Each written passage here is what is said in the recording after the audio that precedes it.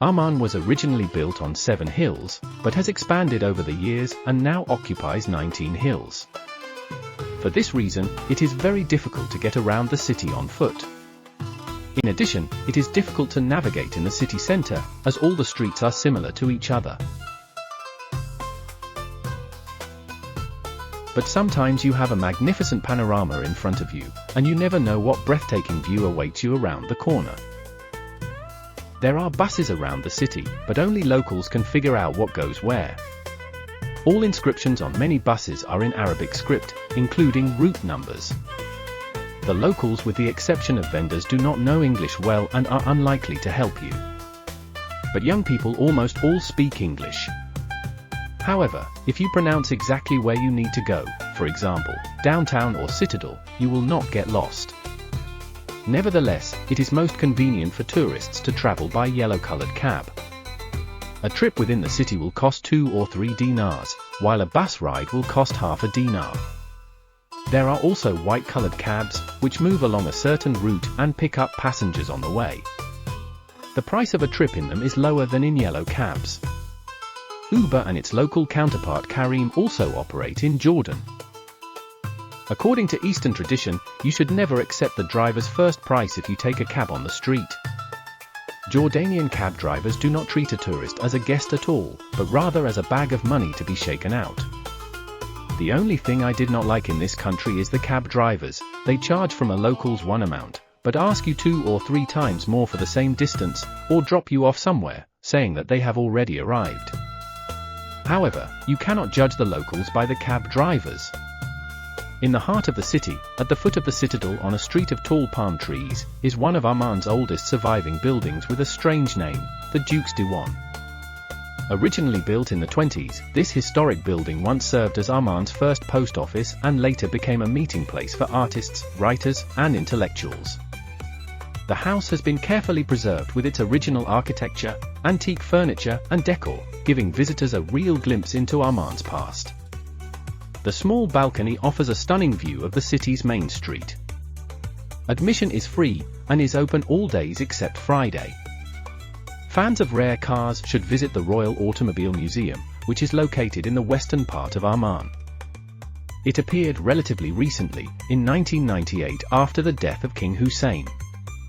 The late monarch was one of the world's most famous car collectors, and his legacy consists of over 70 cars and motorcycles, some dating back to 1909, including Lincoln, Ferrari, Packard, Rolls-Royce, Mercedes-Benz, Porsche and Cadillac.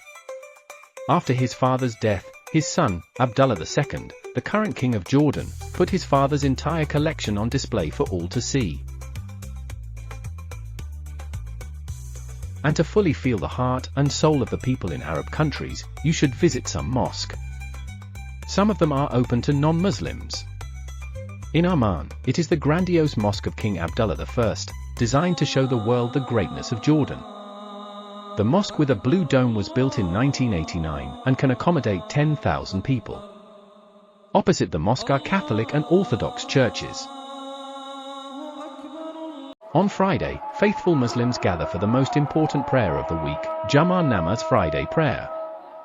At this time, the streets around the King Hussein Mosque, built in 1924, traffic is stopped, the sidewalks fill with worshippers, and every corner breathes awe. It's a sight that both humbles and delights at the same time. So, if you want to truly feel the pulse of Arab culture, Amman's mosques are a must-see. From the grandeur of King Abdullah I Mosque to the historic charm of Al-Husayni Mosque, each visit promises a deeper connection to the soul of Jordan. And to understand the soul of Amman, I would recommend wandering around the city on foot, especially in the eastern conservative, Muslim part. It is crowded, bustling, noisy. The streets are full of stores, snack bars, bakeries, and street food. The poor people hang around in the narrow streets. The western part of Amman is a very different city with wide streets, bus lines, modern neighborhoods, beautiful mansions behind high fences, trendy cafes, and bars. The same Boulevard Abdali in the daytime.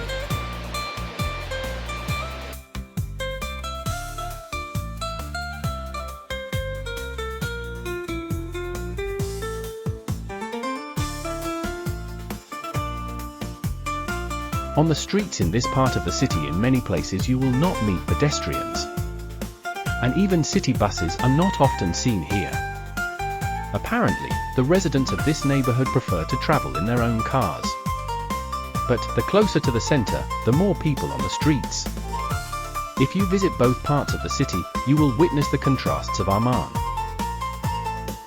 But what unites this city is its good-natured and smiling residents.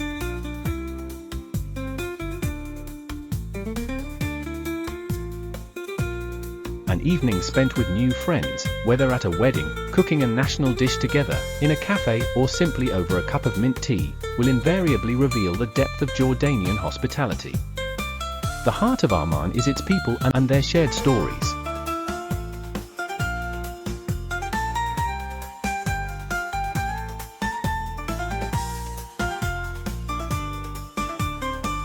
While walking in the eastern part of the city, take a stroll through the always bustling and crowded streets of the so-called downtown.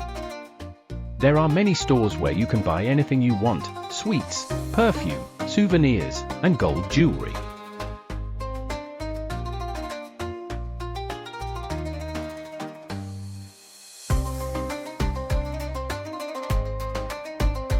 By the way, men are not allowed to wear gold jewelry according to Muslim customs. Only silver. And here they sell all sorts of old stuff. If you know your stuff and spend a whole day here, you'll probably find something very valuable. Maybe Aladdin's lamp. On the streets, vendors show off their crafts. This is how they make sand pictures in bottles.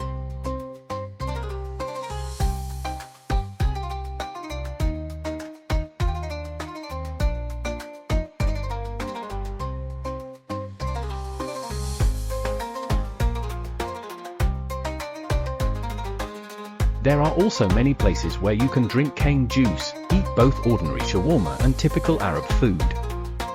You may not even be charged. The most common local dish is mansaf.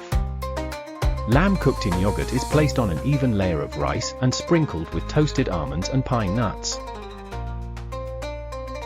I suggest you try this dish at the city's most famous restaurant, Hashem. Rather, it is an eatery in a bustling traditional setting that is famous for its simple, hearty, inexpensive, but tasty dishes and fresh bread. It's a historic establishment, serving customers since 1952. And there are no doors. They simply aren't needed, as the restaurant is open around the clock and no days off. This place is a must-visit for anyone looking for an authentic taste of Amman street food. It is said that even the king himself and his household used to dine here. The walls are lined with pictures of celebrities who have dined here.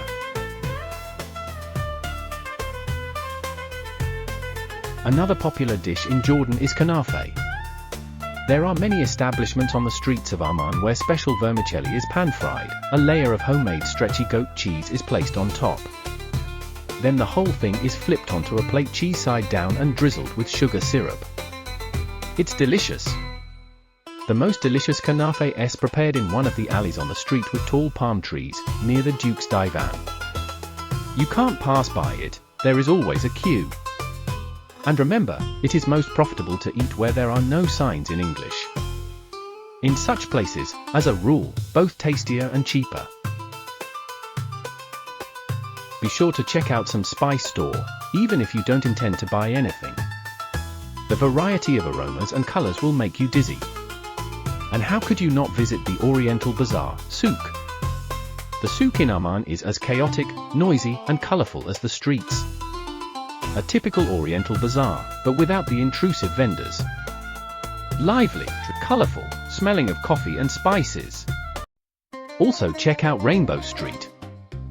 This is a tourist street, but there are also places where you can have a good meal for not too much money. In the evening it is especially beautiful here, when colorful lanterns shine over the street. And in general, I advise you to walk through the old town in the evening after namaz, when everything comes alive.